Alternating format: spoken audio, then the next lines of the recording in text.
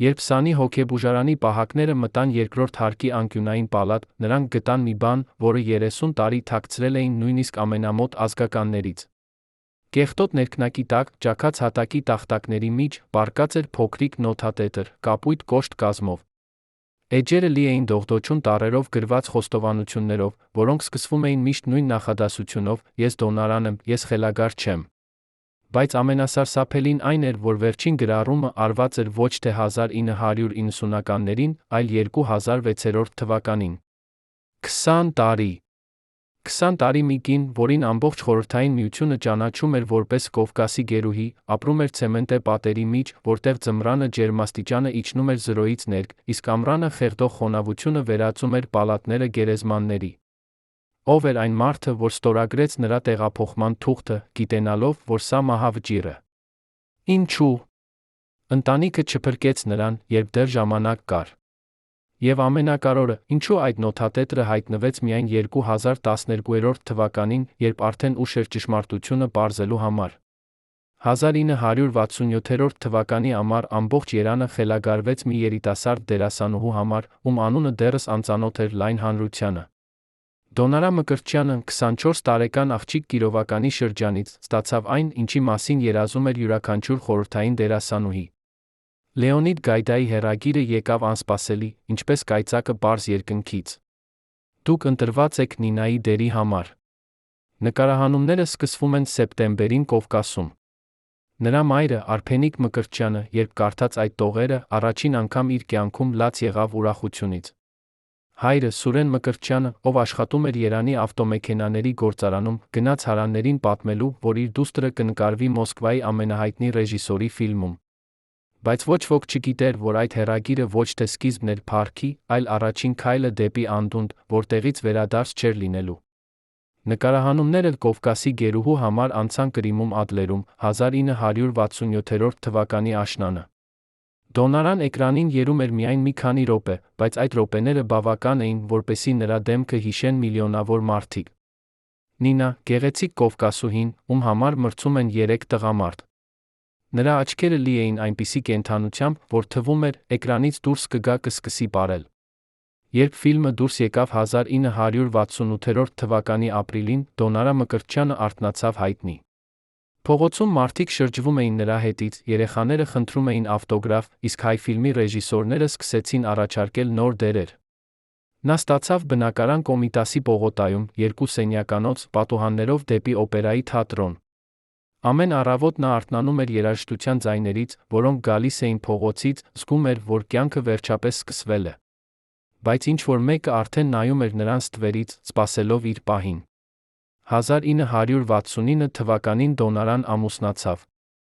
Նրա ընտրյալը, Արամ Գրիգորյանը, աշխատում էր Երանի ռադիոյում որպես ձայնառության օպերատոր։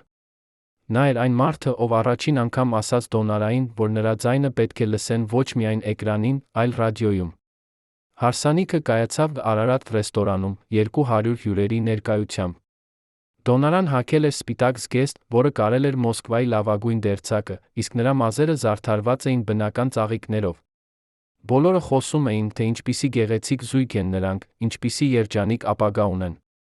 Բայց արդեն հարսանիքի գիշերը, երբ հյուրերը հեռացան, Արամը խմեց այնքան, որ չկարողացավ ոտքի կանգնել։ Դոնարան նստեց հարսանյաց սեղանի մոտ, դեռ զգեստով, նայեց, թե ինչպես է իր ամուսինը քնում սեղանի վրա, գլուխը թաթախած աղբյուրի մեջ։ Նա չլաց։ Նա պարզապես նայում էր պատուհանից դուրս, Երանի լույսերին, մտածում էր, թե արդյոք սա է այն երջանկությունը, որի մասին երազել էր։ Առաջին տարին ամուսնության մեջ Դոնարան փորձեց համոզել ինքն իրեն, որ ամեն ինչ կարգին է։ Արամը խմում էր, բայց ոչ ամեն օր։ Նա բարձրացնում էր ձայնը, բայց ոչ միշտ։ Երբեմն նա նույնիսկ քնքուշ էր, բերում էր ծաղիկներ, խոստանում էր, որ ամեն ինչ կփոխվի։ Դոնարան շարունակում էր նկարվել հայ ֆիլմում, փոքրիկ դերեր, որոնք չէին բերում փառք, բայց թույլ էին տալիս մոռանալ տան մթնոլորտը։ Նա աշխատում էր Երանի դրամատիկական թատրոնում, երեկրային ներկայացումներում, որտեղ դահլիճը լի էր լինում երիտասարդներով, ովքեր գալիս էին տեսնելու Կովկասի գերուհուն։ Բայց ամեն երեկո, երբ ներկայացումը վերջանում էր, նա պետք է վերադառնար տուն, այնտեղ, որտեղ Արամը սպասում էր նրան օղու-շիշով հարցերով, թե ինչու է ուշացել, ում հետ է խոսել, ինչու է այդպես հագնված։ Նրա նախանձը սկսեց վերածվել ամենօրյա տանջանքի, որը Դոնարան չէր կարող բացատրել նույնիսկ ամենամոտ ընկերուհիներին։ Ինչպես կարող էր նա ասել, որ իր ամուսինը, այն մարդը, ում հետ երդվել էր սիրել մինչ մահ, դառնում էր նրա անձնական բանտապահը։ 1970 թվականին Դոնարան ծնեց դուստր Անին։ Նա հույս ուներ, որ երեխան կփրկի ամուսնությունը, կբերի նոր իմաստ նրանց կյանքին։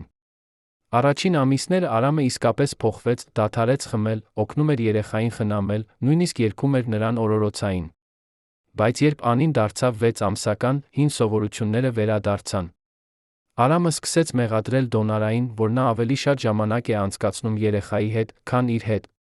Նա պահանջում էր ուշադրություն, սեր, հոգածություն, բայց ինքը ոչինչ չէր տալիս դիմաց։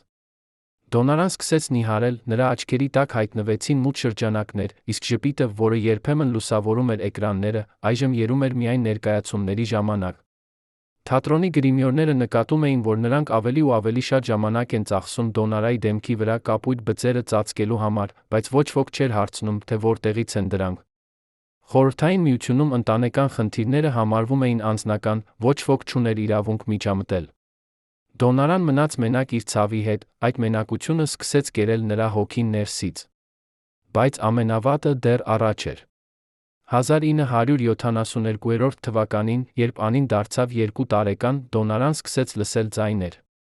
Սկզբում դրանք եղան շշուկներ, անհասկանալի, հեռավոր, որոնք գալիս էին պատերից։ Հետո ձայները դարձան ավելի բարձր, ավելի պահանջկոտ։ Նրանք ասում էին նրան, որ Արամը չի սիրում նրան, որ նա պետք է փախչի, որ երեխան վտանգի մեջ է։ Դոնարան փորձեց անտեսել դրանք, բայց ձայները չէին լռում։ Նա սկսեց քիչ քնել, քիչ ուտել, մի օր, երբ Արամը վերադարձավ աշխատանքից, գտավ նրան խոհանոցի անկյունում, ծնկների վրա, ձեռքերը ծածկած գլուխը լացող։ Նրանք ուզում են տանել Անուշին, շշնջաց նա։ Նրանք ասում են, որ ես վատ մայր եմ։ Արամը առաջին անգամ վախեցավ։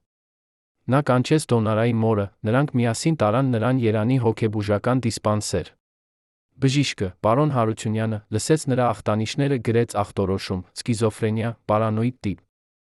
Դոնարա Մկրտչյանը, Կովկասի գերուհին, դարձավ հոգեբույժների պացիենտ։ Եվ սա էր միայն սկիզբը նրա իրական բանտարկության։ Երբ Դոնարայի մայրը Արփենիկ Մկրտչյանը առաջին անգամ այցելեց դստերը Երանի հոգեբուժական դիսպանսերում, նա չճանաչեց նրան։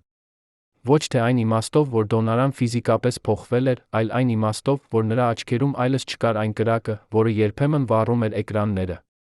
Դոնարան նստած էր սպիտակ պալատում, երկաթե մահճակալի վրա, հագած մոխրագույն հոսպիտալային հալատ, նայում էր պատուհանից դուրս, անշարժ, ինչպես արձան։ Արփենիկը մոտեցավ, շոշափեց նրա ուսը, Դոնարան դանդաղ շրջվեց։ «Մամ», ասաց նա, նրա ձայնը հնչեց այնպես, կարծես գալիս էր խորը ջրհորից։ «Նրանք ասում են, որ ես հիվանդ եմ։ Բայց ես չեմ զգում ինձ հիվանդ։ Ես պարզապես լսում եմ ճշմարտությունը, որը ուրիշները չեն ուզում լսել»։ Արփենիկը փորձեց բացատրել, որ բժիշկները ուզում են օգնել, որ դեղորայքը կօգնի նրան ազատվել ձայներից, բայց Դոնարան միայն ժպտաց, տխուր, հեռավոր ժպիտով։ «Դեղորայքը չի օգնի, մամ», ասաց նա։ «Որովհետև խնդիրը ոչ թե իմ գլխում է, այլ այն աշխարհում, որտեղ ես ապրում եմ»։ Եվ այդ պահին Արփենիկը հասկացավ, որ նրա դուստրը կորել է ինչ-որ տեղ, որտեղ նա չէր կարող հասնել։ Դոնարան անցկացրեց 3 ամիս Երանի դիսպանսերում։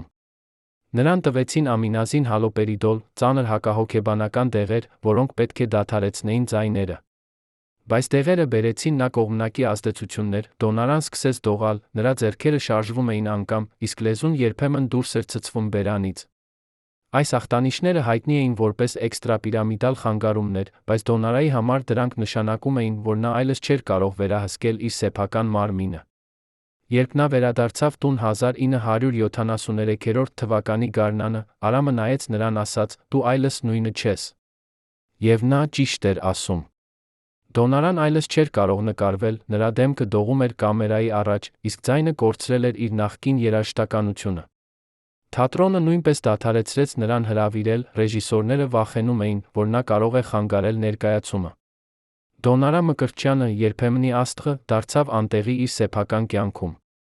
Բայց ամենասարսափելին այն էր, որ Արամը չհեռացավ։ Նա մնաց, բայց ոչ թե որպես ամուսին, այլ որպես բանտապահ։ Նա սկսեց վերահսկել Դոնարայի յուրաքանչյուր քայլը, ինչ է ուտում, երբ է դեղ ընդունում, ում հետ է խոսում։ Նա արգելեց նրան դուրս գալ առանց իր թույլտվության, երբ Դոնարան փորձեց բողոքել, Արամը հիշեցրեց նրան, որ նա հիվանդ է, որ միայն նա, Արամը, կարող է հոգ տանել նրա մասին։ Դոնարայի մայրը փորձեց միջամտել, բայց Արամը մերժեց նրան, ասելով, որ սա ընտանեկան հարց է։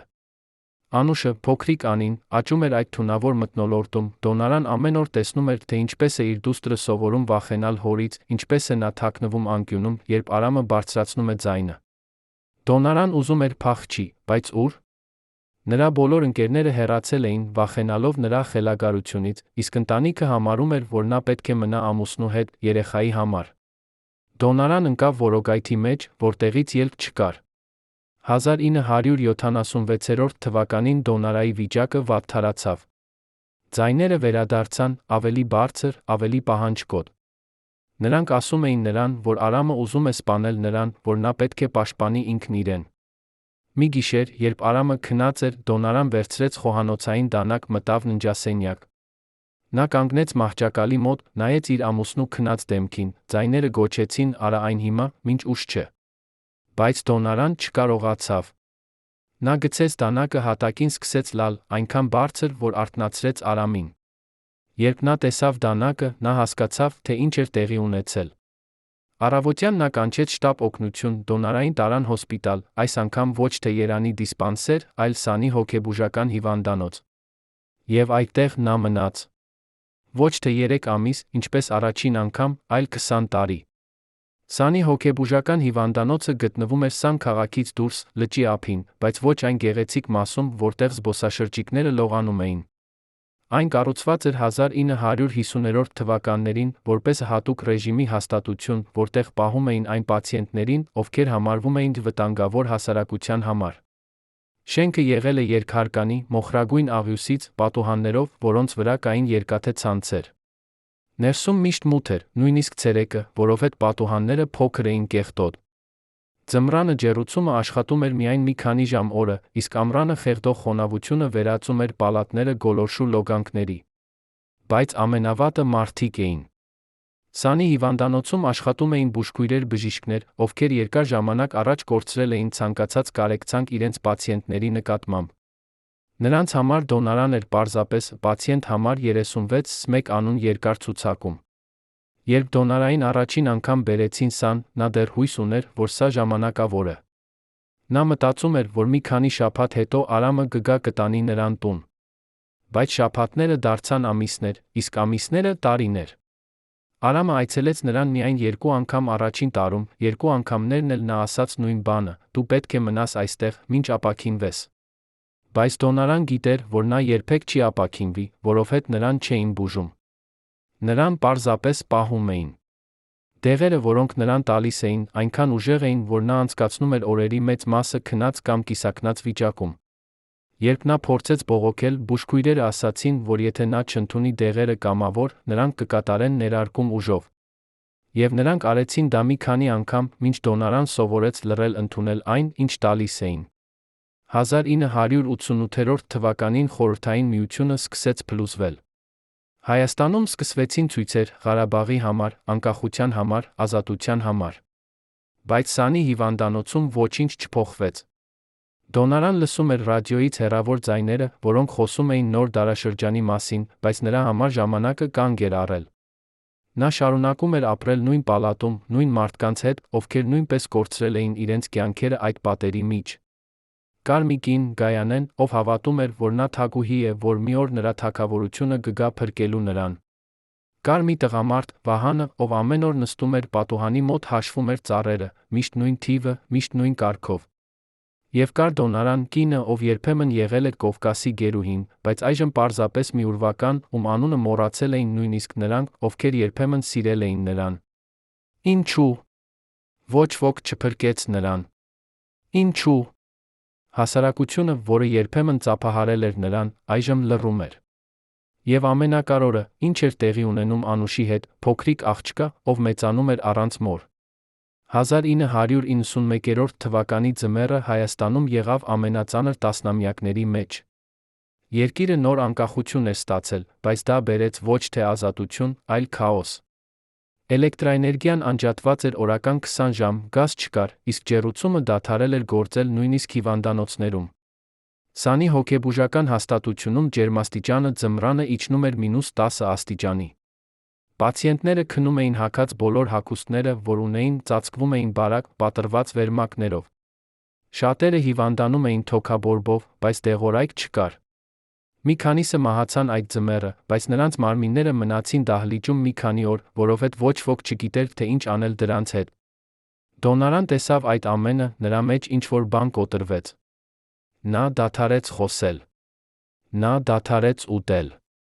Նա պարզապես նստում էր իր մահճակալի վրա, նայում էր պատին, ժամերով, օրերով, շաբաթներով։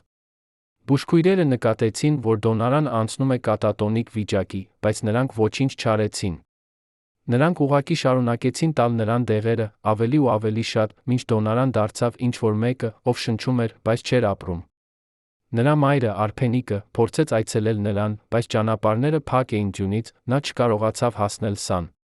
Երբ նա վերջապես եկավ գարնանը, նա տեսավ իր դստերը, 20 կիլոգրամ թեթ, մազերը կտրած կարճ, աչքերը դատարկ։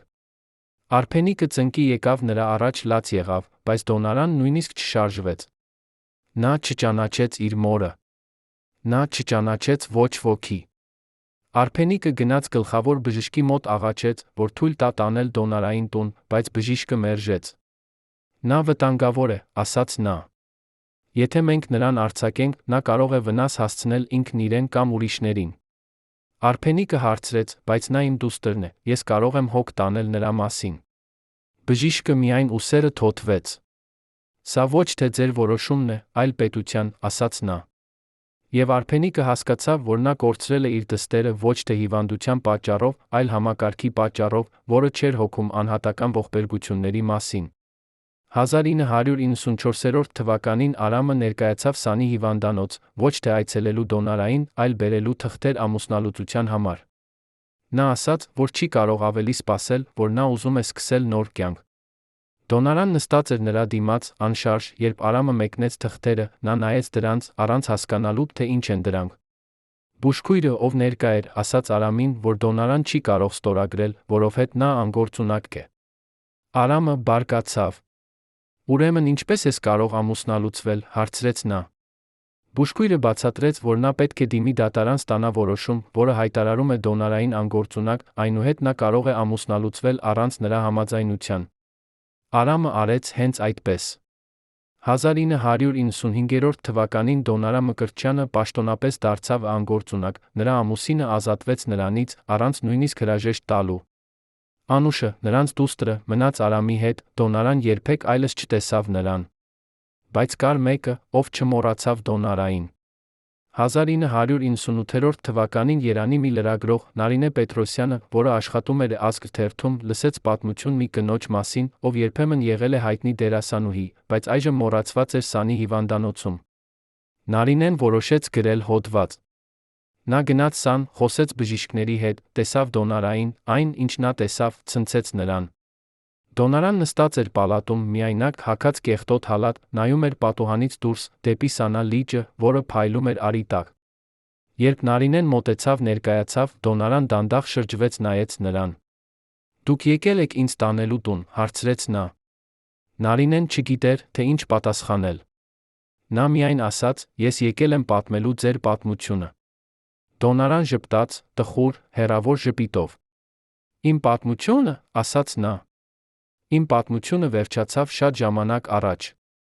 Նարինեի հոդվածը հրապարակվեց 1999 թվականի հոկտեմբերին։ Այն կոչվում էր «Մոռացված աստղը Սանի բանտում»։ Հոդվածը պատմում էր Դոնարայի մասին, նրա փառքի օրերից մինչ նրա անկումը, այն բացահայտում էր սարսափելի պայմանները Սանի հիվանդանոցում։ Հոդվածը առաջացրեց սկանդալ։ Մարդիկ սկսեցին հարցեր տալ, ինչու՞։ Հայտնի դերասանուհին պահվում է այդպիսի պայմաններում, ինչու՞։ Ոչ ոք չօգնեց նրան, ինչու՞։ Համակարգը թույլ տվեց, որ սա տեղի ունենա։ Բայց պատասխաններ չեկան։ Կառավարությունը լռեց, առողջապահության նախարարությունը ժխտեց ցանկացած պատասխանատվություն, իսկ Սանի հիվանդանոցի գլխավոր բժիշկը պարզապես ասաց, որ նրանք անում են իրենց լավագույնը սահմանափակ ռեսուրսներով։ Դոնարան մնաց Սանում։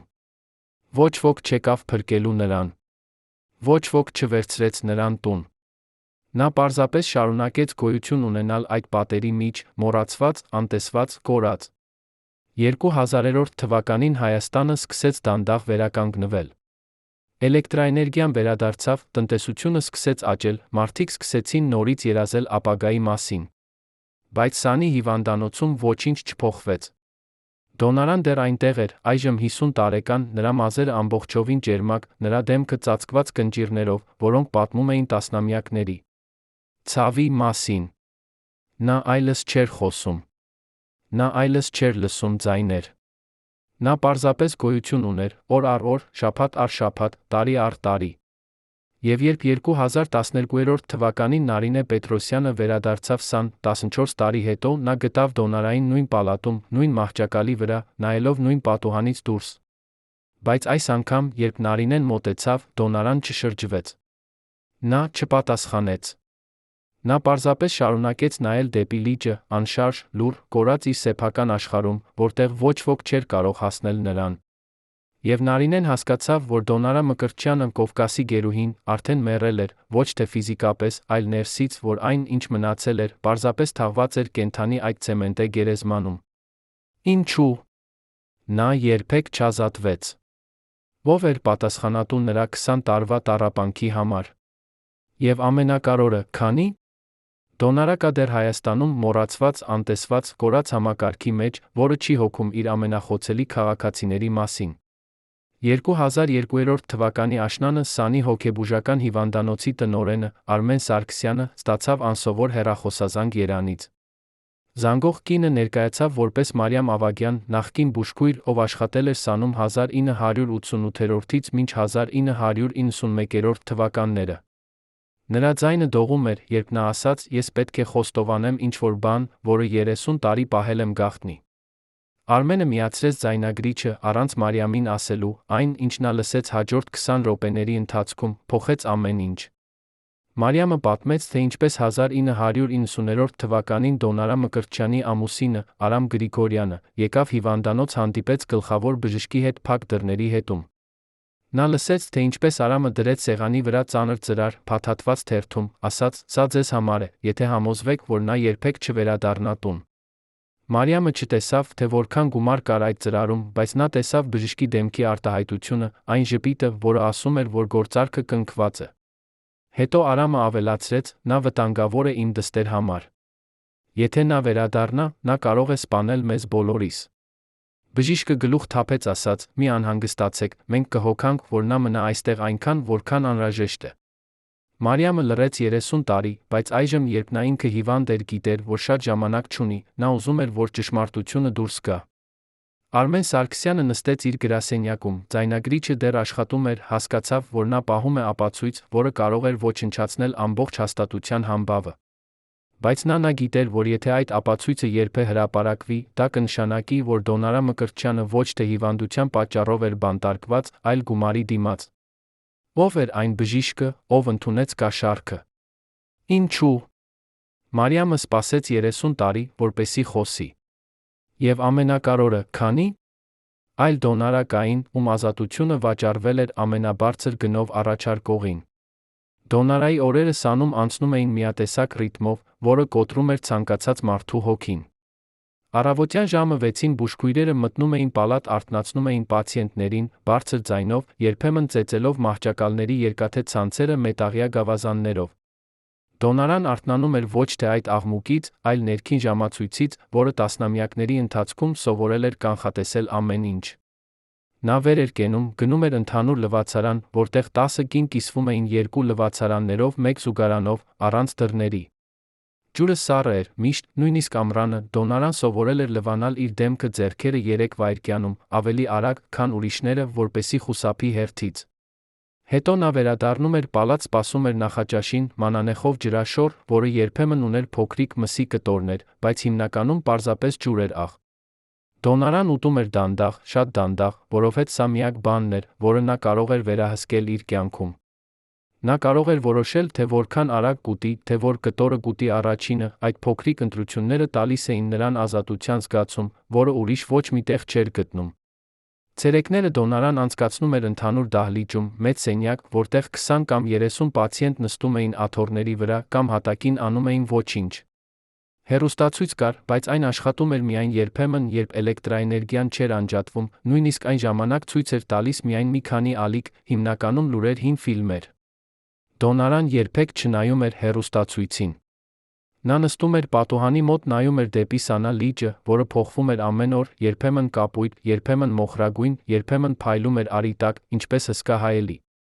Նա հիշում էր, թե ինչպես երբեմն, երբ նա դեռ ազատ էր, եկել էր Սան ընտանիքի հետ, լողալու, պիկնիկ անելու, ծիծաղելու։ Այդ հիշողությունները այժմ թվում էին այլ կյանքից, այլ մարդու կյանքից, ով մեռել էր շատ ժամանակ առաջ։ Երբեմն Դոնարայի մոտ մոտենում էր մեկ այլ պացիենտ, Լուսինեն, կին, ով հավատում էր, որ նա կարող է խոսել մեռելների հետ։ Լուսինեն նստում էր նրա կողքին, սկսում էր պատմել պատմություններ այն մասին, թե ինչ էին ասում մեռելները, թե ինչպիսի հաղորդագրություններ էին նրանք ուղարկում։ Դոնարան լսում էր, բայց երբեք չպատասխանում էր։ Նա սովորել էր լռել, որովհետև խոսելը միշտ բերում էր խնդիրներ։ Եթե նա խոսեր շատ, բուժքույրերը կասեին, որ նա գրգռված է, կկրկնապատկեին նրա դեղաչափը։ Եթե նա խոսեր քիչ, նրանք կասեին, որ նա դեպրեսիայի մեջ է, կավելացնեին հակադեպրեսանտները։ Այնպես որ Դոնարան ընտրեց լռությունը, միակ անվտանգ տարածքը այդ աշխարհում, որտեղ ամեն ինչ օգտագործվում էր նրա դեմ։ Երեկոները եղան ամենավատ ժամերը։ Ժամը 5-ին բուժքույրերը բաժանում էին դեղերը, փոքրիկ թղթե բաժակներում, որոնք լի էին գունավոր հաբերով։ Դոնարայի բաժակում միշտ լինում էր 6 կամ 7 հաբ, սպիտակ, դեղին, վարդագույն, կապույտ։ Նա չգիտեր, թե ինչ էին դրանք, բայց նա գիտեր, թե ինչ էին անում դրանք։ Դրանք անում էին նրան քնկոտ, դանդաղ, անկապ։ Դրանք ջնջում էին նրա մտքերը, նրա զգացմունքները, նրա հիշողությունները։ Դրանք վերածում էին նրան ռոբոտի, ով շարժվում էր, շնչում էր, բայց չէր ապրում։ Երբ Դոնարան ընդունում էր դեղերը, նա զգում էր, թե ինչպես դրանք սկսում են գործել, առաջին 10 րոպեում թեթ գլխապտույտ, հետո ծանրություն ոտքերում, հետո անհաղթահարելի ցանկություն պառկելու, փակելու աչքերը։ Նա գնում էր իր մահճակալ, պառկում էր, վերջին բանը, որ նա տեսնում էր նախքան քնելը, պալատի առաստաղներ, ճակված, կեղտոտ, ծածկված խոնավության բծերով։ Եվ ամեն գիշեր, նախքան քնելը, Դոնարան մտածում էր նույն բանի մասին, արդյոք նա երբ է արթնանա այս ճամբարից, թե մի օր պարզապես չարթնանա, դա կլինի ավելի լավ, քան շարունակել այս գոյությունը։ 1998 թվականին Սանի հիվանդանոցում տեղի ունեցավ իրադարձություն, որը փոխեց Դոնարայի կյանքը, ոչ թե դեպի լավը, այլ դեպի ավելի վատը։ Մի նոր պացիենտ եկավ, Նազիկ Հովհաննիսյանը, 35 տարեկան կին, ով ձերբակալվել էր Երանում, փորձելով հրդեհել իր նախկին ամուսնու բնակարանը։ Նազիկը բերեցին Սան, որովհետև դատարանը որոշեց, որ նա հոգեպես անկայուն է, պետք է բուժում ստանա նախքան դատավարությունը։ Բայց Նազիկը չէր ուզում բուժում։ Նա ուզում էր վրեժ։ Նա ուզում էր, որ ամբողջ աշխարհը տեսնի, թե ինչպես է նրան անարդարացի վերաբերվել, նա սկսեց իր բարկությունը թափել այն մարդկանց վրա, ովքեր շրջապատում էին նրան հիվանդանոցում։ Նա կռվում էր բուժքույրերի հետ, գոռում էր պացիենտների վրա, մի օր նա հարձակվեց Դոնարայի վրա, առանց որևէ պատճառի։ Դոնարան նստած էր իր սովորական տեղում, պատուհանի մոտ, երբ Նազիկը մոտեցավ, սկսեց գոչել. «Դու ինչ ես նայում, հին կարմիր կին։ Դու կարծում ես, որ դու ավելի լավն ես, քան մենք։ Դու կարծում ես, որ դու հատուկ ես, որովհետև երբեմն եղել ես դերասանուհի։ Բայց դու ոչինչ ես, լսում ես, ոչինչ»։ Դոնարան չպատասխանեց։ Նա պարզապես շարունակեց նայել պատուհանից դուրս, այդ լռությունը ավելի շատ բարկացրեց Նազիկին։ Նա բռնեց Դոնարայի մազերից, քաշեց նրան հատակին։ Բուժքույրերը վազեցին, բաժանեցին նրանց, բայց վնասը արդեն պատճառված էր։ Դոնարայի գլխի մաշկը պատռվել էր, արյուն էր հոսում նրա դեմքով։ Նրան տարան բժշկական սենյակ, որտեղ կարեցին վերքը, առանց անզգայացման, որովհետև անզգայացնող դեղեր չկային։ Դոնարան չլաց։ Նա չգոչեց։ Նա պարզապես պառկեց սեղանի վրա, թույլ տվեց, որ նրանք անեն իրենց գործը, երբ ավարտվեց, նա վերադարձավ իր պալատ, պառկեց իր մահճակալի վրա, դեմքը դեպի պատը։ Եվ այդ գիշեր, առաջին անգամ տասնամյակների ընթացքում, Դոնարան լաց եղավ։ Ոչ թե ցավից, այլ այն իմացությունից, որ նա այլս չէր կարող պաշտպանել ինքն իրեն, որ նա դարձել էր այնքան թույլ, այնքան անօգնական, որ նույնիսկ մի խելագար կին կարող էր հարձակվել նրա վրա առանց հետանքների։ Բայց կար մեկը, ով տեսավ այդ ամենը, որոշեց գործել։ Սոնա Մանուկյանը երիտասարդ բուժքույր, ով սկսել էր աշխատել Սանում 1997 թվականին, միշտ զգացել էր կարեկցանք դոնորայի նկատմամբ։ Նա տեսել էր, թե ինչպես են ավագ բուժքույրերը վերաբերվում նրան, ոչ թե որպես մարդու, այլ որպես առարկայի, դա ցավեցնում էր նրան։ Երբ Սոնան տեսավ դոնորային, արյունոտ դեմքով, ինչ-որ բան կոտրվեց նրա մեջ։ Նա գնաց տնօրենի մոտ պահանջեց, որ Նազիկին տեղափոխեն այլ պալատ, հեռու դոնորայից։ Տնօրենը Արմեն Սարգսյանը համաձայնեց, բայց նա ասաց Սոնային, որ նա չպետք է շատ կապվի պացիենտների հետ։ Նրանք այստեղ են, որովհետև նրանք հիվանդ են, ասաց նա։ Եթե դու սկսես զգալ կարեկցանք նրանց նկատմամբ,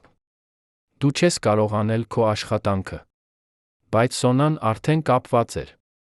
Նա սկսեց ավելի շատ ժամանակ անցկացնել դոնորայի հետ, խոսել նրա հետ, նույնիսկ եթե դոնորան չէր պատասխանում, բերել նրան լրացուցիչ ծածկոց ձմռանը, երբ ջեռուցումը չէր աշխատում, երբեմն նույնիսկ բերել փոքրիկ նվերներ, շոկոլադ, ծաղիկ, հին ամսագիր։ Դոնորան երբեք չասաց շնորհակալություն, բայց Սոնան տեսնում էր նրա աչքերում փոքրիկ փայլ, որը ասում էր, որ նա գնահատում է այդ ժեստերը։ Եվ դանդաղ, շատ դանդաղ, դոնորան սկսեց նորից բացվել։ Նա սկսեց խոսել, առաջին անգամ տարիներ շարունակ, այն, ինչ նա ասաց, ցնցեց Սոնային։ Մի օր, երբ Սոնան նստած էր դոնորայի կողքին պալատում, դոնորան դանդաղ շրջվեց նայեց նրան։ Դու գիտես, թե ինչու ես այստեղ եմ, հարցրեց նա, նրա ձայնը հնչեց պարզ, առանց դեղերի սովորական անհստակության։ Սոնան ասաց, որովհետև դուք հիվանդ եք։ Դոնորան ժպտաց, տխուր ժպիտով։ Ոչ, ասաց նա։ Ես այստեղ եմ, որովհետև իմ ամուսինը վճարեց, որպեսզի ինձ այստեղ պահեն։ Ես այստեղ եմ, որովհետև ես անհարմար էի նրա նոր կյանքի համար։ Ես այստեղ եմ, որովհետև ոչ ոք չուզեց ինձ փրկել։ Սոնան զգաց, թե ինչպես է սառչում նրա արյունը։ Նա հարցրեց, բայց ինչպես դուք գիտեք սա։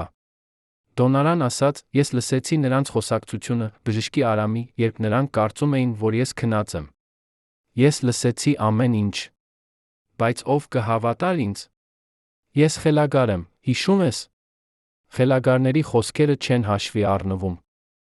Սոնան չգիտեր, թե ինչ ասել։ Նա ուզում էր հավատալ դոնորային, բայց նա գիտեր, որ պարանոյան սովորական ախտանիշն էր սկիզոֆրենիայի դեպքում։ Բայց հետո նա հիշեց Մարիամ Ավագյանի զանգը, որի մասին լսել էր գործընկերներից, նա սկսեց մտածել, իսկ ինչ, եթե դոնորան ճշմարտությունն է ասում։ Իսկ ինչ, եթե նա իսկապես բանտարկված է ոչ թե հիվանդության, այլ կաշառքի պատճառով։ Եվ եթե դա ճիշտ է, քանի այլ մարդիկ են նույն իրավիճակում, ոչ միայն Սանում, այլ ամբողջ Հայաստանում, ամբողջ նախկին Խորհրդային Միությունում։ Ինչպիսի համակարգ է սա, որը թույլ է տալիս, որ մարդկանց ազատությունը վաճառվի ամենաբարձր գնով առաջարկողին։ Եվ ամենակարևորը, ինչպես կարելի է դադարեցնել սա։ 2004 թվականին Հայաստանում սկսվեց նոր շարժում, հոգեկան առողջության բարեփոխման համար։ Միջազգային կազմակերպությունները, ինչպիսիք են Մարդու իրավունքների դիտորդը Առողջության համաշխարհային կազմակերպությունը, սկսեցին ճնշում գործադրել Հայաստանի կառավարության վրա, փակելու հին խորհրդային ոճի հոգեբուժական հաստատությունները փոխարինելու դրանք ժամանակակից, մարդասիրական հաստատություններով։ Բայց փոփոխությունները եկան դանդաղ, շատ դանդաղ դոնորայի համար։ Սանի հիվանդանոցը դեռ գործում էր նույն կերպ, նույն մարդկանց հետ, նույն մեթոդներով։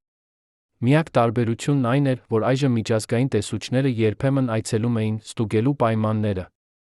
Բայց այդ այցելությունները միշտ հայտարարվում էին նախապես, երբ տեսուչները գալիս էին, ամեն ինչ փոխվում էր։ Պալատները մաքրվում էին, պացիենտներին տալիս էին մաքուր հագուստ, իսկ ամենախնդրահարույց դեպքերը թաքցնում էին հետին շենքում, որտեղ տեսուչները երբեք չէին գնում։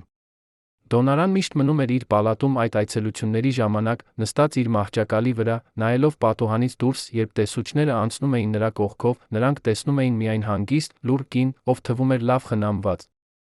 Նրանք չէին տեսնում արյունքոծ բծերը նրա մարմնի վրա, անկողնային վերքերից, որոնք առաջանում էին երկար ժամանակ մեկ դիրքում պառկելուց։ Նրանք չէին տեսնում նրա ատամները, որոնք փտտում էին, որովհետև ատամնաբույժ չկար։ Նրանք չէին տեսնում նրա հոգին, որը դանդաղ մարում էր այդ պատերի մեջ։ Բայց Սոնա Մանուկյանը տեսավ այդ ամենը, նա որոշեց, որ պետք է ինչ-որ բան անի։ Նա սկսեց գաղտնի փաստաթղթավորել Դոնարայի վիճակը, լուսանկարել նրա վերքերը, գրանցել նրա դեղաչափերը, հավաքել բժշկական գրառումները, որոնք հակասում էին միմյանց։ Նա սկսեց հարցազրույցներ վերցնել այլ բուժքույրերից, պացիենտներից, նրանցից, ովքեր համաձայն էին խոսել։ Դանդաղ, շատ դանդաղ Սոնան հավաքեց ապացույցների պայուսակ, որը ցույց էր տալիս, որ Սանի հիվանդանոցը ոչ թե բուժման վայր էր, այլ բանտ, որտեղ մարդիկ պահվում էին ոչ թե իրենց անվտանգության, այլ մարդկանց հարմարավետության համար։ Բայց Սոնան գիտեր, որ եթե նա հրապարակի այս ապացույցները, նա կկորցնի իր աշխատանքը, հավանաբար ավելին։ Նա գիտեր, որ համակարգը պաշտպանում է ինքն իրեն, որ նրանք, ովքեր փորձում են բացահայտել ճշմարտությունը, հաճախ վերջանում են նույն տեղում, ինչ նրանք, ում մասին փորձում են պատմել։ Բայց Սոնան նա գիտեր, որ եթե նա ոչինչ չանի, Դոնարան կմեռնի այդ հիվանդանոցում, ոչ ոք երբեք չիմանա նրա իրական պատմությունը։ 2006 թվականի ձմեռը Սոնան կատարեց որոշում, որը փոխեց ամեն ինչ։ Նա կապվեց Նարինե Պետրոսյանի հետ, լրագրողի, ով գրել էր Դոնարայի մասին 1998 թվականին, տվեց նրան բոլոր ապացույցները, որ հավաքել էր։ Նարինեն տեսավ փաստաթղթերը, լուսանկարները, ձայնագրությունները, նա գիտեր, որ սա էր այն պատմությունը, որը կարող էր վերջապես բերել փոփոխություն։ Նա գրեց երկար հոդված, 6 էջ, որը մանրամասն նկարագրում էր Դոնարայի 20 տարին Սանում կաշառքը, որը պահեց նրան այնտեղ, անմարդկային պայմանները, համակարգային ձախողումները, որոնք թույլ տվեցին, որ սա տեղի ունենա։ Հոդվածը հրապարակվեց Ժամանակ թերթում 2007 թվականի մարտին, այն առաջացրեց ազգային սկանդալ։ Մարդիկ դուրս եկան փողոցներ, պահանջելով արդարություն Դոնարայի համար, պահանջելով, որ բոլոր նմանատիպ դեպքերը քննվեն, պահանջելով, որ պատասխանատու մարդիկ պատժվեն։ Կառավարությունը ստիպված եղավ արձագանքել։ Առողջապահության նախարարը հայտարարեց, որ կստեղծվի հատուկ հանձնաժողով, քննելու Սանի հիվանդանոցի գործունեությունը, որ եթե մեղավորներ գտնվեն, նրանք կկրեն պատասխանատվություն։ Բայց Դոնարայի համար այս լուրերը եկան ուշ։ 2007 թվականի ապրիլին, երբ հանձնաժողովը վերջապես եկավ Սան հարցաքննելու նրան, Դոնարան այլևս չէր կարող խոսել։ Նրա վիճակը վերջին ամիսներին այնքան վատթարացել էր, որ նա անցել էր կատատոնիկ վիճակի, նա չէր շարժվում, չէր ուտում, չէր արձագանքում որևէ խթանի։ Բժիշկները ասացին, որ սա հիվանդության բնական ընթացքն է, բայց Սոնան գիտեր ճշմարտությունը։ Դոնարան չէր մահանում հիվանդությունից։ Նա մահանում էր հուսահատությունից։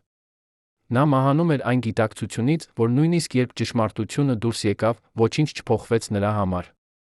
Նա դեռ այնտեղ էր, դեռ բանտարկված, դեռ մոռացված։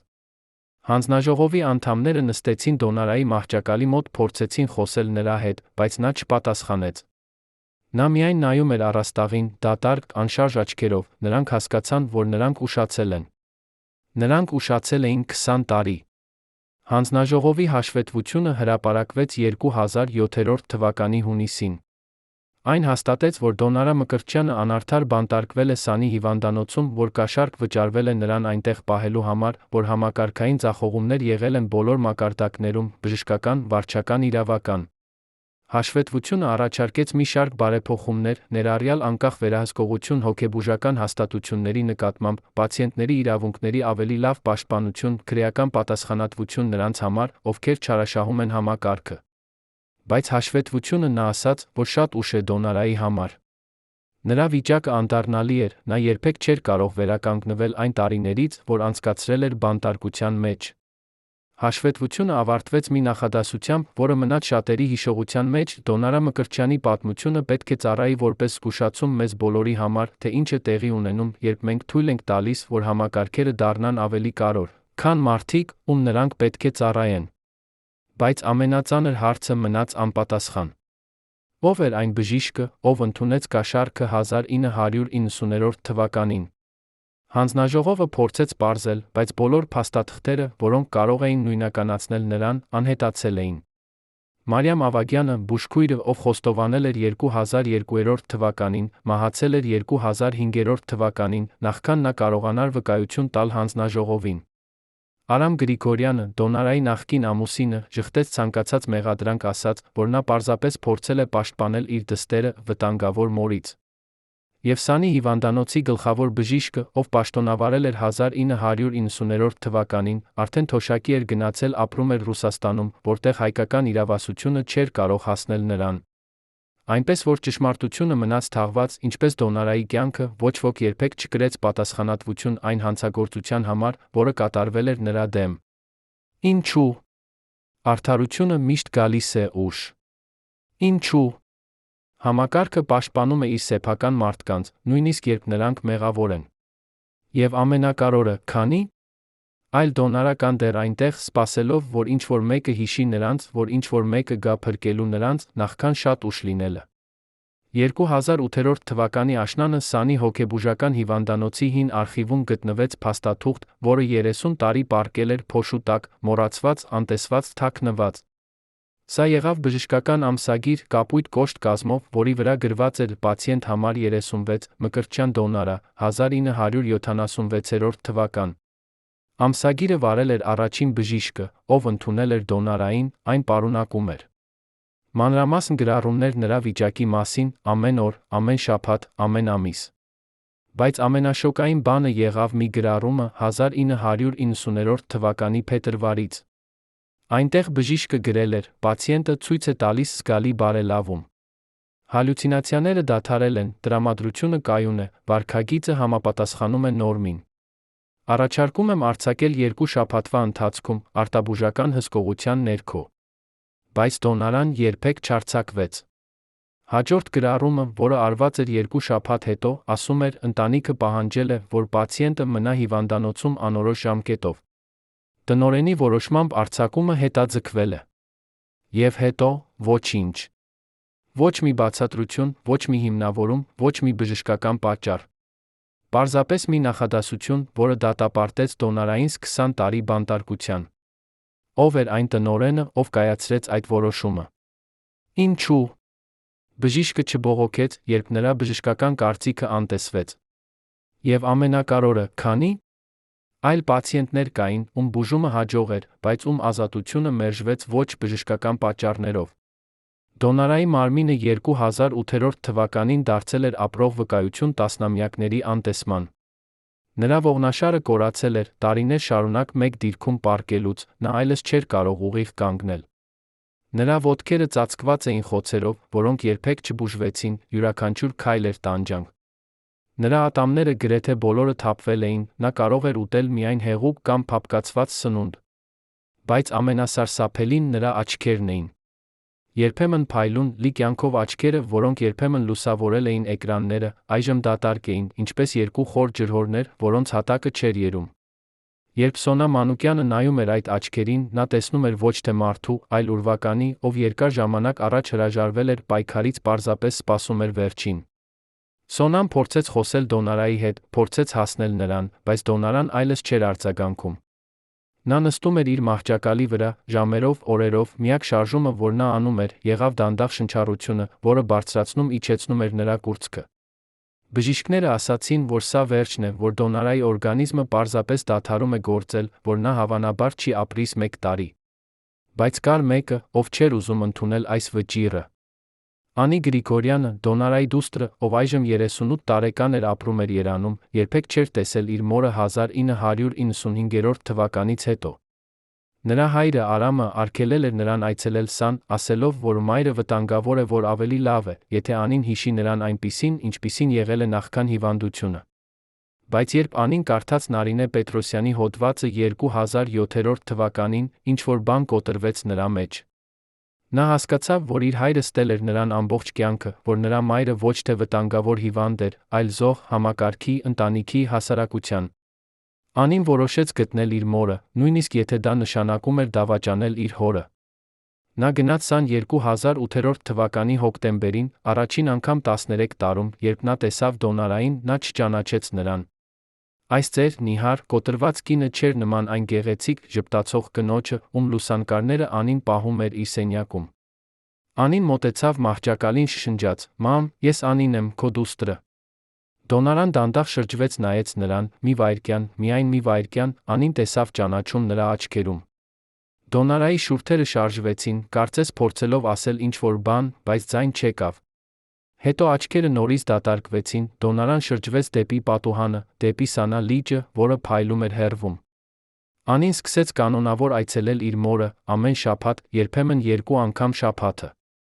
Նա բերում էր նվերներ, մրգեր, ծաղիկներ, մեղմ ծածկոցներ, բայց Դոնարան երբեք չարձագանքեց։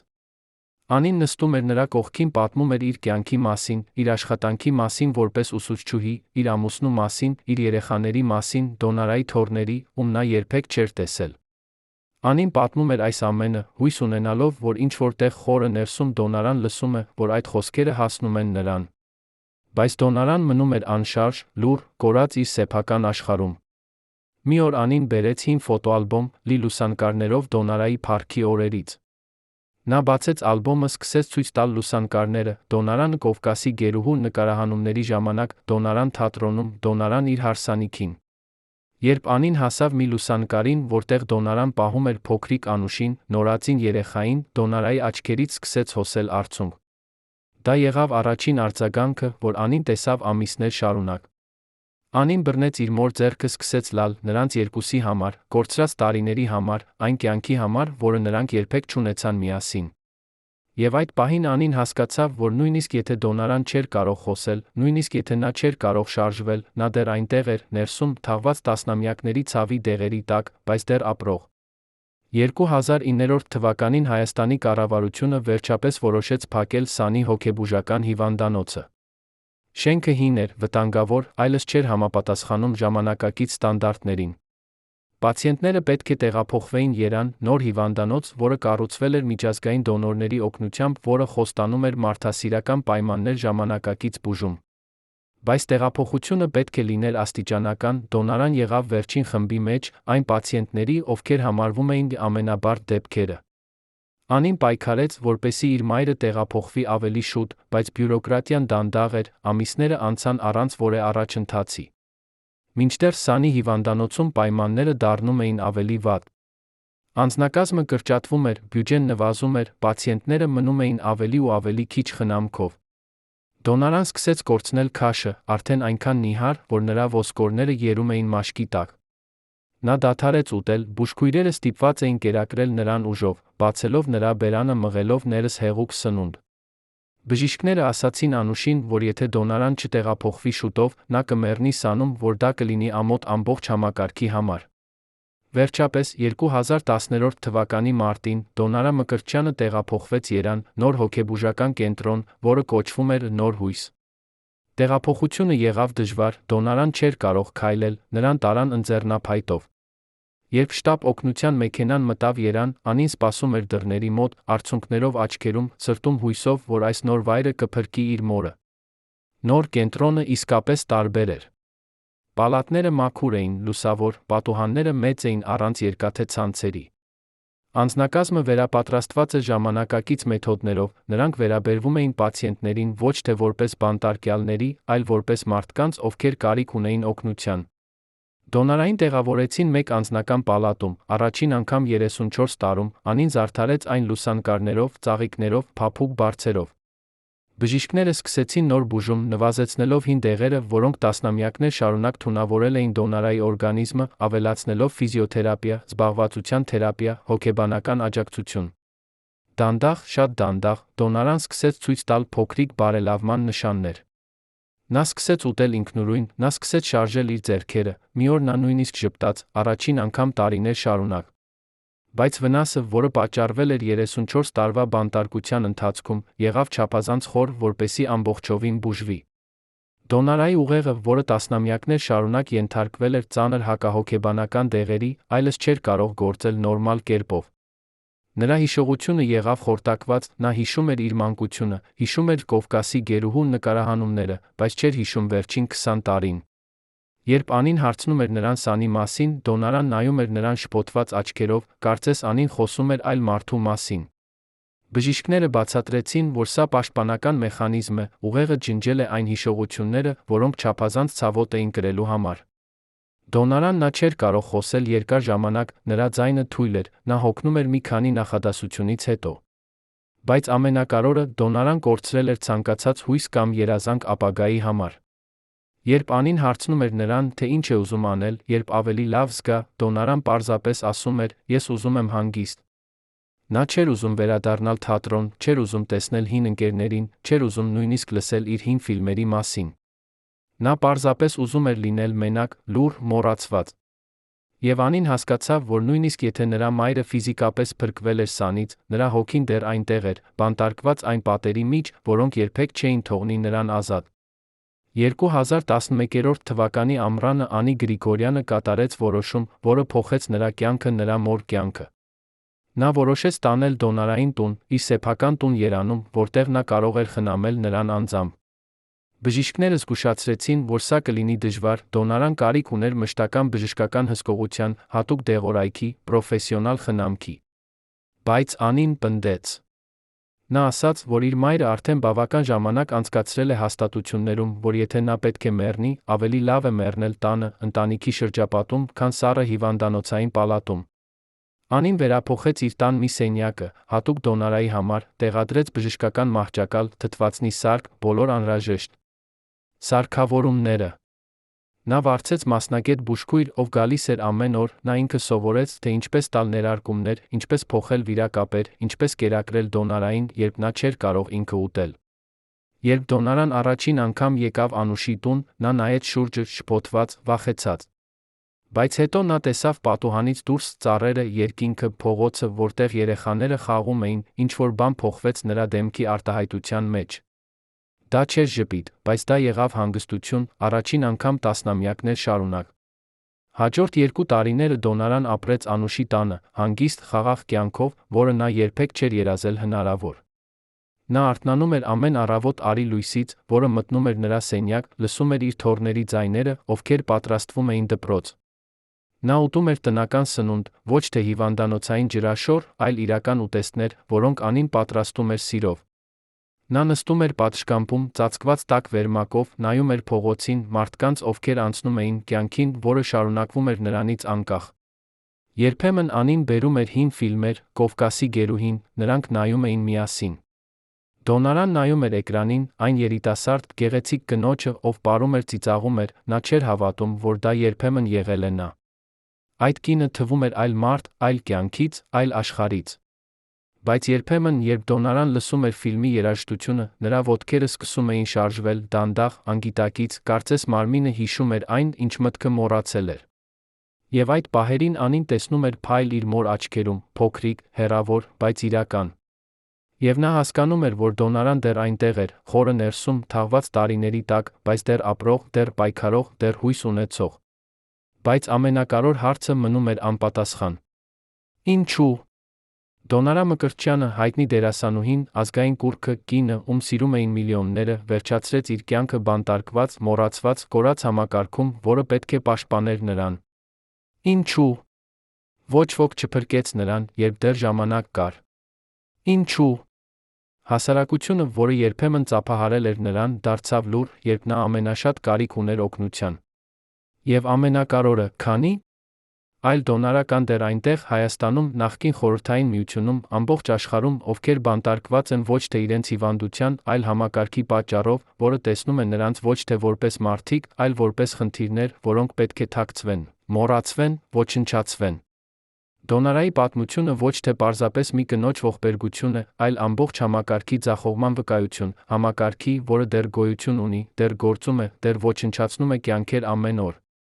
2012 թվականի ձմեռը Երանի քաղաքային արխիվում հայտնաբերվեց փաստաթուղթ, որը 30 տարի պահվել էր գաղտնի դոսիեում, կարմիր կնիքով, որի վրա գրված էր հատուկ ռեժիմ, չբացել առանց թույլտվության։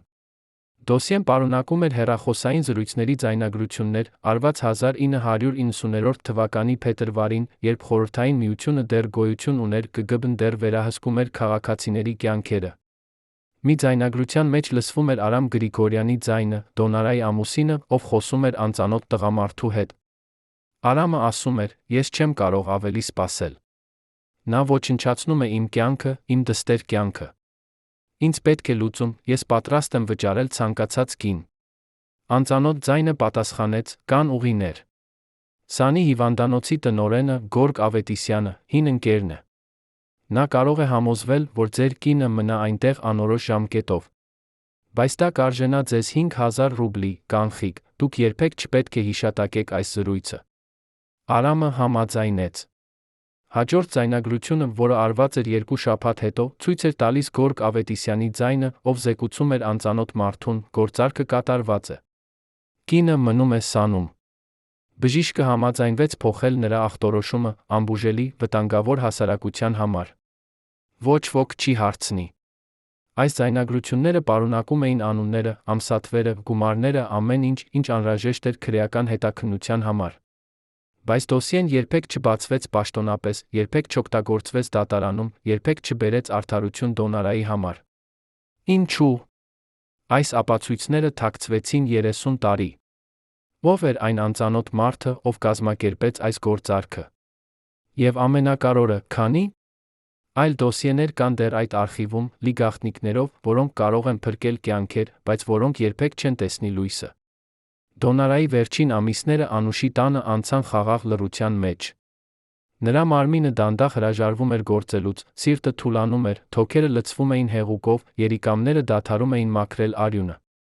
Բժիշկները ասացին Անուշին, որ սա վերջն է, որ Դոնարայի օրգանիզմը պարզապես հոգնել է պայքարելուց։ Բայց Դոնարան չէր տառապում։ Նրան տվեցին ցավազրկողներ, որոնք պահում էին նրան հանգիստ վիճակում, նա անցկացնում էր օրերի մեծ մասը քնած կամ կիսաքնած։ Երբ նա արթնանում էր, նա տեսնում էր Անուշին, նստած իր կողքին, պահող նրա ձեռքը, նա ժպտում էր, թույլ, հեռավոր ժպիտով։ Մի օր, երբ Անուշը կարդում էր նրան գիրք, հին հայկական հեքիաթներ, Դոնարան ընդհատեց նրան շշնջաց. «Շնորհակալ եմ»։ Անուշը դադարեցրեց կարդալը, նայեց իր մորը, արցունքներով աչքերում։ «Ինչի՞ համար, մամ», հարցրեց նա։ Դոնարան ասաց, որ չմոռացար ինձ։ Որ եկար ինձ փրկելու, երբ բոլորը թողել էին ինձ։ Որ տվեցիր ինձ տուն, երբ ես չունեի տուն։ Անուշը սեղմեց իր մոր ձեռքը, ասաց. «Դու իմ մայրն ես։ Ես երբեք չէի կարող մոռանալ քեզ»։ Եվ այդ պահին, այդ պարզ, անկեղծ պահին, Դոնարան զգաց ինչ-որ բան, ինչ նա չէր զգացել 34 տարի, սեր, անվերապահ, անսահման սեր։ 2013 թվականի մարտի 25-ին, վաղ առավոտյան, երբ Երանը դեռ քնած էր, Դոնարա Մկրտչյանը փակեց իր աչքերը վերջին անգամ։ Նա մեռավ հանգիստ, առանց ցավի, Անուշի ձեռքը պահած իր ձեռքում։ Անուշը նկատեց, երբ նրա մոր շնչառությունը դադարեց, նա նստեց այնտեղ, լուռ, անշարժ, պահելով այդ ձեռքը, որը այժմ սառչում էր։ Նա չլաց։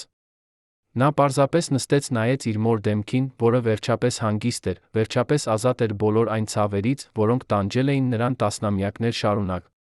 Երբ առը բարձրացավ, լուսավորեց սենյակը, Անուշը տեսավ, որ նրա մոր շուրթերը կազմում էին փոքրիկ ժպիտ, այնպիսի ժպիտ, որը նա չէր տեսել տարիներ շարունակ։ Եվ նա հասկացավ, որ Դոնարան վերջապես գտել էր խաղաղություն, որը փնտրել էր ամբողջ կյանքը։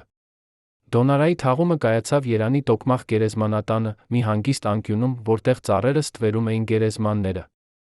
Եկան ոչ թե հարյուրավոր մարդիկ, ինչպես կարող էր լինել, եթե նա մեռներ իր փառքի գագաթնակետին, այլ միայն 20 կամ 30, Անուշը, նրա ընտանիքը, մի քանի հին ընկերներ, ովքեր դեռ հիշում էին Դոնարային, Սոնա Մանուկյանը, բուժքույրը, ով փորձել էր փրկել նրան, Նարինե Պետրոսյանը, լրագրողը, ով պատմել էր նրա պատմությունը։ Քահանան կարդաց աղոթք, նրանք իջեցրեցին դագաղը հողի մեջ։ Երբ ավարտվեց, Անուշը կանգնեց գերեզմանի մոտ, ասաց մի քանի խոսք։ Նա ասաց. «Իմ մայրը ոչ թե զոհ էր իր հիվանդության, այլ զոհ էր համակարգի, որը տեսավ նրան ոչ թե որպես մարդ, այլ որպես խնդիր։ Նա անցկացրեց 34 տարի բանտարկված, ոչ թե որովհետև նա վտանգավոր էր, այլ որովհետև նա անհարմար էր։ Բայց նա դիմացավ։ Նա ապրեց։ Եվ վերջում նա գտավ խաղաղություն։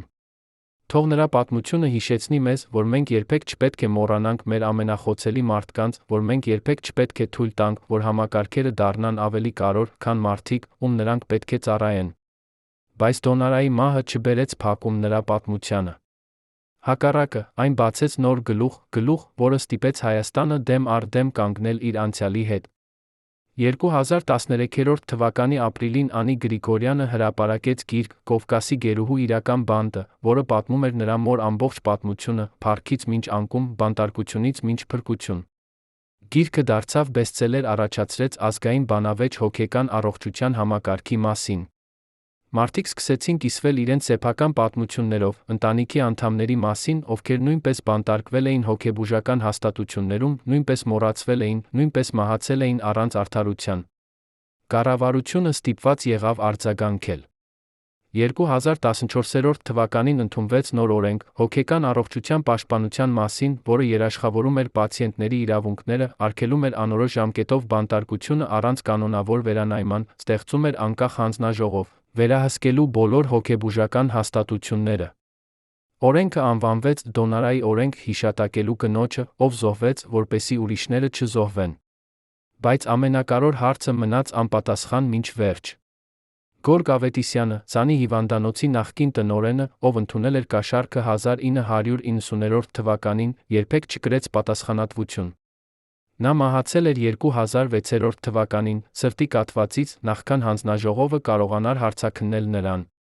Արամ Գրիգորյանը, Դոնարայի նախկին ամուսինը, ժխտեց ցանկացած մեղադրանք ասաց, որ ձայնագրությունները կեղծ են։ Նա շարունակեց ապրել Երանում, հանգիստ, անխռով կյանքով, երբ լրագրողները փորձեցին հարցազրույց վերցնել նրանից, նա փակեց դուռը նրանց դեմքին։ Անծանոթ մարդը, ով կազմակերպել էր գործարքը, երբեք չնույնականացվեց։ ԿԳԲ-ի արխիվները մնացին փակ, կառավարությունը ասաց, որ ազգային անվտանգության շահերից ելնելով նրանք չեն կարող բացահայտել ավելի շատ տեղեկություններ։ Այնպես որ արդարությունը, որը Դոնարան փնտրել էր ամբողջ կյանքը, երբեք չեկավ։ Մեղավորները մնացին ազատ, իսկ զոհը մնաց գերեզմանում, լուռ մոռացված, բայց ոչ անտեսված։ 2015 թվականին Անի Գրիգորյանը ստեղծեց հիմնադրամ «Դոնարայի ձայնը», որը նվիրված էր օգնելու այն մարդկանց, ովքեր տառապում են հոգեկան հիվանդություններից, ովքեր չունեն ռեսուրսներ կամ աջակցություն։ Հիմնադրամը տրամադրում էր անվճար իրավաբանական օգնություն, հոգեբանական խորհրդատվություն, ֆինանսական աջակցություն նրանց, ովքեր պայքարում էին համակարգի դեմ։ Անուշը նա սկսեց կանոնավոր այցելել հոգեբուժական հաստատություններ, խոսելով պացիենտների հետ, լսելով նրանց պատմությունները, համոզվելով, որ նրանք չեն մոռացվում։ Նա ասում էր. «Իմ մայրը չկարողացավ խոսել իր համար, բայց ես կարող եմ խոսել նրա անունից։ Եվ ես կշարունակեմ խոսել, մինչ յուրաքանչյուր դոնարը այս երկրում ունենա ձայն, ունենա իրավունքներ, ունենա արժանապատվություն»։ Հիմնադրամը օգնեց հարյուրավոր մարդկանց առաջին 5 տարիների ընթացքում, այն դարձավ մոդել այլ երկրների համար, որոնք նույնպես փորձում էին բարեփոխել իրենց հոգեկան առողջության համակարգերը։ Բայց ամենակարևոր ժառանգությունը, որը Դոնարան թողեց, եղավ ոչ թե օրենքը կամ հիմնադրամը, այլ հիշողությունը։ Հիշողությունը կնոջ մասին, ով երբեմն եղել է աստղ, ով երբեմն լուսավորել է էկրանները իր ժպիտով, ով երբեմն ստիպել է միլիոնավոր մարդկանց երազել։ Բայց նա հիշողությունը կնոջ մասին, ով տառապեց, ով մոռացվեց, ով զոհվեց համակարգի անտարբերության պատճառով։ 2018 թվականին Հայաստանի կինեմատոգրաֆիստների միությունը որոշեց պատվել Դոնարայի հիշատակը, ստեղծելով տարեկան մրցանակ նրա անունով։ Դոնարա Մկրտչյանի մրցանակը տրվում է դերասանուհիներին, ովքեր ոչ միայն ցուցադրում են բացառիկ տաղանդ, այլ օգտագործում են իրենց հարթակը, խոսելու սոցիալական արդարության մարդու իրավունքների մասին։ Առաջին մրցանակը տրվեց երիտասարդ դերասանուհուն, ով նկարահանել էր ֆիլմ հոգեկան հիվանդության մասին, ով նվիրել էր իր աշխատանքը Դոնարայի հիշատակին։ Երբ նա ստացավ մրցանակը, նա ասաց. «Դոնարա Մկրտչյանը ոչ թե պարզապես դերասանուհի էր։ Նա եղավ խորհրդանիշ այն բոլորի համար, ովքեր պայքարում են անտեսության դեմ, ովքեր պայքարում են համակարգի դեմ, ովքեր պայքարում են իրենց ձայնը լսելի դարձնելու համար։ Եվ մենք երբեք չպետք է մոռանանք նրան»։ Այսօր, երբ դուք քայլում եք Երանի փողոցներով, դուք կարող եք տեսնել փոքրիկ հուշատախտակ Կոմիտասի պողոտայի վրա, այն շենքի պատին, որտեղ Դոնարան ապրել է իր փառքի օրերին։ Հուշատախտակի վրա գրված է. «Այստեղ ապրել է Դոնարա Մկրտչյան, 1944-2013 դերասանուհի, մայր, կին, ով սիրել է կյանքը, ով տառապել է համակարգից, որը չսիրեց նրան։ Թող նրա հիշատակը հիշեցնի մեզ, որ մենք պետք է պաշտպանենք մեր ամենախոցելի մարդկանց»։ Ամեն տարի մարտի 25-ին, Դոնարայի մահվան օրը, մարդիկ գալիս են այդ հուշատախտակի մոտ թողնում ծաղիկներ։ Ոմանք բերում են վարդեր, ոմանք մանուշակներ, ոմանք պարզապես վայրի ծաղիկներ, որ հավաքել են ճանապարհին։ Եվ ամեն տարի Անի Գրիգորյանը գալիս է այնտեղ իր երեխաների թոռների հետ, նրանք կանգնում են լուռ, հիշելով կնոջը, ով եղել է մայր, տատիկ, աստղ, զոհ, հերոս։ Բարեկամներ, ինչպես եք վերաբերվում Դոնարա Մկրտչյանի պատմությանը։ Արդյոք նա զոհ էր համակարգի, որը պետք է պաշտպաներ նրան, թե՞ նա ինքը մեղավոր էր իր ճակատագրի համար։ Արդյոք մենք որպես հասարակություն արեցինք բավարար, որպեսզի օգնենք նրան, թե՞ մենք բոլորս կրում ենք պատասխանատվություն նրա տառապանքների համար։ Գրեք ձեր կարծիքը մեկնաբանություններում, մեզ համար կարող է իմանալ, արդյոք հիշում են նրան ձեր քաղաքում, արդյոք նրա պատմությունը դպավ ձեր սրտին։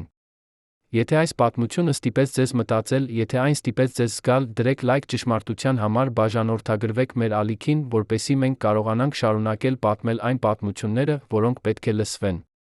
Որովհետև Դոնարա Մկրտչյանի պատմությունը ոչ թե պարզապես անցյալի պատմություն է։ Սա պատմություն է, որը շարունակվում է այսօր, ամեն անգամ, երբ մենք անտեսում ենք խոցելի մարդուն, ամեն անգամ, երբ մենք թույլ ենք տալիս, որ համակարգերը դառնան ավելի կարևոր, քան մարդիկ, ամեն անգամ, երբ մենք մոռանում ենք, որ յուրաքանչյուր կյանք արժե պաշտպանելու, յուրաքանչյուր ձայն արժե լսելու, յուրաքանչյուր մարդ արժանի է արժանապատվության,